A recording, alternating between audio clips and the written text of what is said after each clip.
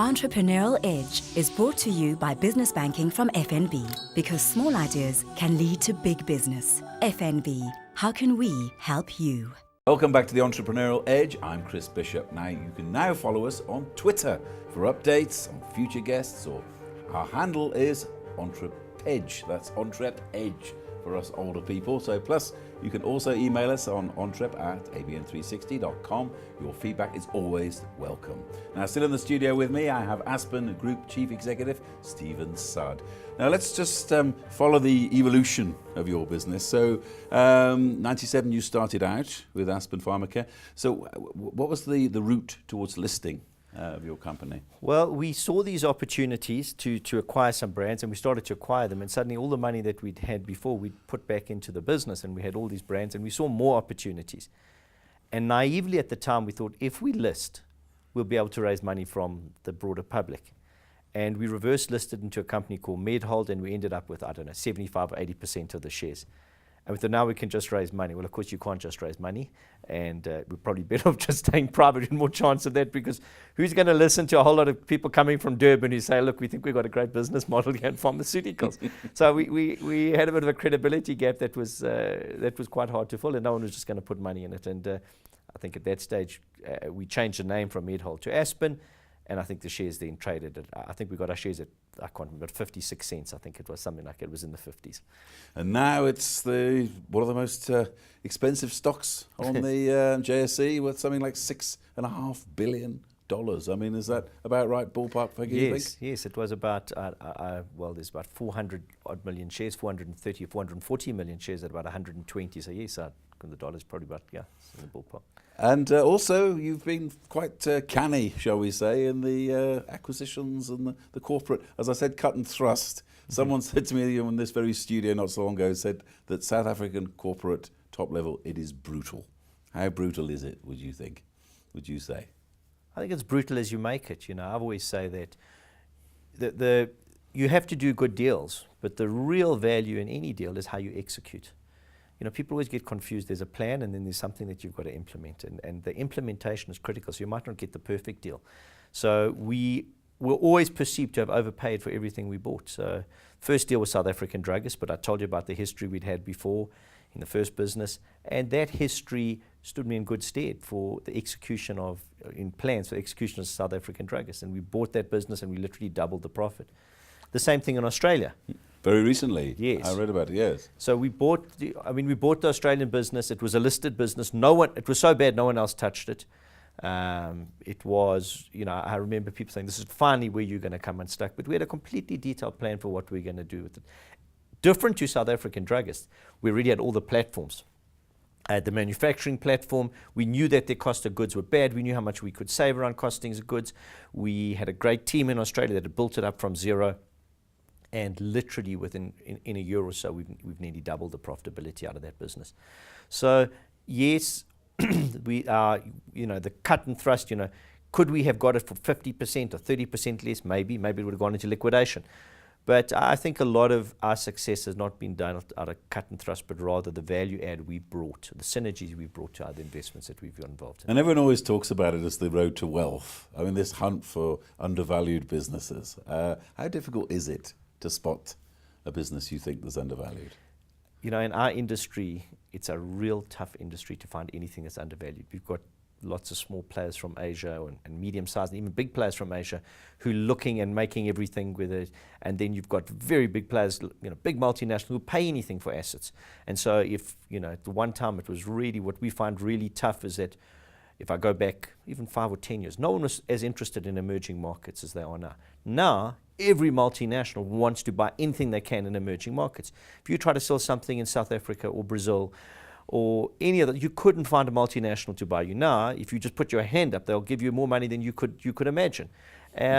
So it's tough in our industry to find undervalued assets, and that's why we always put it into two categories. We've got an organic pipeline, which is our pipeline of products, our own intellectual property we launch, and we're continually looking, for those opportunities. A lot of them we find come in partnerships. A lot of them come together with multinationals who like the speed of movement that we have. So what are the big problems and issues in the pharmaceutical business right now? I think the problems in our industry are going to be here, have been here for a long time, and they're more pronounced now than ever because of what's happening around the world. But in our industry, you're dealing with governments largely. I mean, it's like education, housing, healthcare is right up there. And people say, well, when are the legislation going to end, and when you're never going to have clarity. If you think you're coming to this industry for clarity, you're never ever going to have that clarity. So you are often you don't set your own prices. The government will tell you what price you can charge. They can tell you they want a 10% decrease across the board, take it or leave it. So that's not a great, I mean, if you're a capitalist or you want to have something, it's not a great situation to be in. And so there's austerity measures come in Greece, and someone will say, well, sorry, your price has gone down 15%, and there's nothing you can do about it. Nothing you can do, And if you take your product off the market, then people say, are you killing people? You've got no feelings. So it's a really hard, it's a real tough battle. So, but I think you've got to, if you come into the pharmaceutical industry, you must know that's a reality of the industry. What have been your worst day, your most, shall we say, depressing day of business, especially with the recent recession that we're having? I suppose I'm somebody who always looks positively and looks forward to what the issues are. I think the days came when we realized we were behind, for example, on something like antiretrovirals, when we had played by the rules, the patents were in place, and people were saying they're so desperate for medicines that, we'll take medicines, even that came at that stage out of India, even though they didn't respect patents at that time, so they could have all the products. So it was to try and catch up that gap. And then to be told you have to have an FDA approval attached to this, which we were only at a South African standard. So look, that was a big negative at that stage. It was a huge shock, but we just actioned everything, and suddenly, from being a business that was a local business, didn't have antiretrovirals, we jumped the queue, and we were the very first company to have a tentative approval for generic ARV with FDA approval of our facilities, and we did that at double quick time. And I suppose if we hadn't had that challenge, we hadn't had that put in front of us, we would never have got there at that speed, that's for sure, and we got there in a very short space. Also, that you have a distinction between a manager and a leader. You say that we got too many managers in this world and not enough, too few leaders in business. Yeah, I think that I have been underwhelmed by the leadership within, and I do think there's a distinction between management and leadership. And I'm not sure whether it's a corporate governance, whether that's strangling entrepreneurs. I'm not quite sure what it is, or whether people can work into a managed position in big corporates. But certainly the leaders that I'm seeing are all in smaller businesses, charting their own course, making decisions, making calls. Leadership for me is not a spectator sport. You've got to be in the field playing. Who would you say is a leader who inspires you? I think that the rector at the Free State University, I think he's a leader. I think he says things, and he says sensible things, and he's out there charting a course, which I think is great.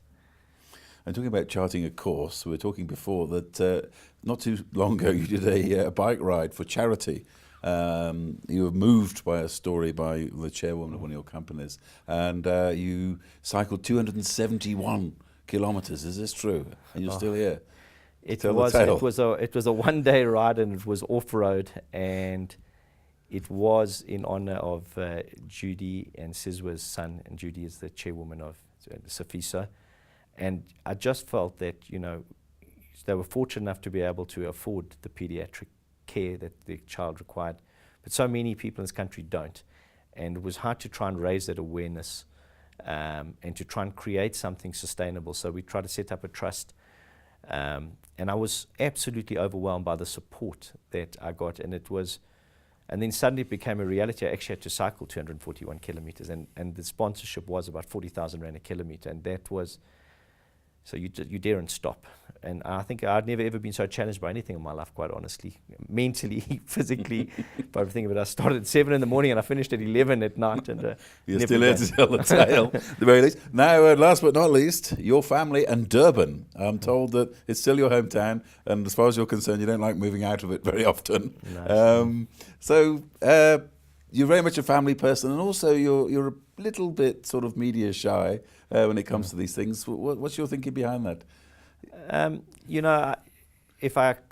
suppose I was always more comfortable in a private company, a private environment. Just because you have $1 million more than the next person, etc., doesn't change or make you any different. So I've got all the same friends I ever had before, and so why change? I mean, money, you can have money, you can lose money tomorrow. It comes and goes. You've seen businesses start, you see them fail. It doesn't mean you have to change. And I've always been happy and content with everything in Durban. I've grown up there. It's a fantastic place. And why move? Why change? If it's if it's working, why you don't need to fix it. And if, say, Bill Gates just say he wanted to see you, you'd say come to Durban, would you? Probably. Depends what he wanted to see me about. If he was going to sponsor the trust, then I'd see him. You go where he wanted, right? Otherwise, he'd have to come to Durban. And your children, entrepreneurs, you think?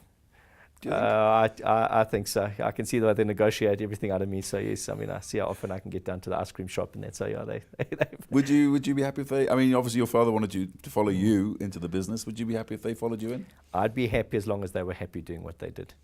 You think so? Yes. How do you want to be remembered as, Stephen Saad? When people talk about you? I think it depends. I think if my family remember me as a good father and a friend, then I've achieved my objectives in that sphere. And if in business, if people say to me, you've made a big contribution to humanity, there's so many people that whose lives you've touched and saved, that would be a great way to be remembered. And also business, what's left? I mean, you've made a fortune, you've turned a business from nothing, you've brought people through the system. I mean, what else is there as an entrepreneur that's left that you want to do? Well, I think we've only just started. That's the irony of it. We were an all South African business, and now we're sort of 60% offshore. And I think that there's really big growth to still come. There's some really big opportunities to come, using just the same plans and practical plans that we've had from the past. Yeah. So. Stephen Saad, the CEO of Aspen Pharmacare, thank you very much for your time and your insights. I must say, I've enjoyed it. I'm afraid that's all we've got time for this week. Be sure to tune in again next week for another episode of the Entrepreneurial Edge. Until then, from me, Chris Bishop, it's goodbye.